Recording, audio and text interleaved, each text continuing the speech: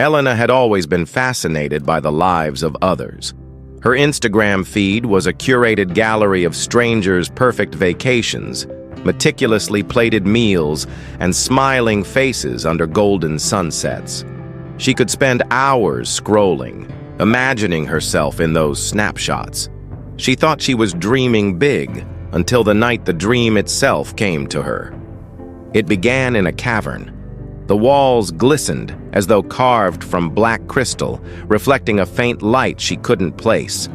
A winding path stretched into darkness, and far ahead, a flicker of movement, like someone holding a lantern, beckoned her. "Elena!" the figure called, though its voice was somehow hers. She woke up with her heart pounding. She told herself it was just a strange dream. But the next night, it came again. The same cavern, the same winding path, the same figure holding the lantern, calling her name. The third night, the voice said something new.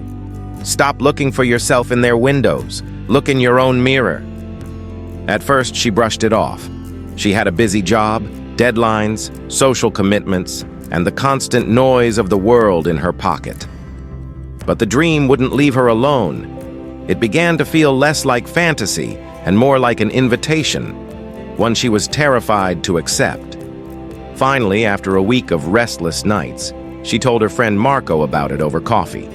He laughed. "Sounds like you're just stressed," he said. "Too much screen time." But Elena couldn't shake the sense that it meant more. And when she stumbled across a quote online, "Who looks outside dreams, who looks inside awakes," it felt like the universe had underlined her dream in red ink. So she tried something different. Instead of spending her evenings scrolling, she started journaling.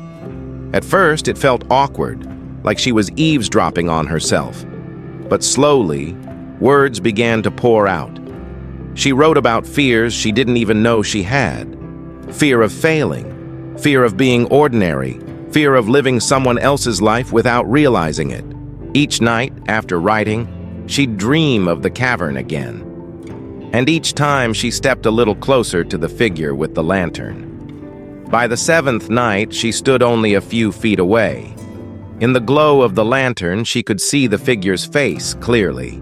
It was hers. Not the polished version from her profile pictures, but her raw, unguarded self. "You've been living in the shadows of other people's light," her dream self said. "It's time to carry your own." Elena woke up in tears.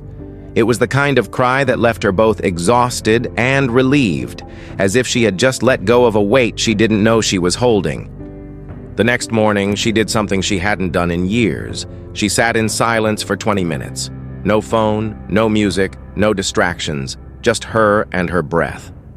The noise in her head didn't vanish instantly, but she noticed something. Beneath the chatter, there was a steady, quiet voice, and it was hers. Weeks passed, and the dreams began to fade, but the message stayed. Elena started to see her life differently. She stopped chasing trends and started asking herself, "What do I actually want?"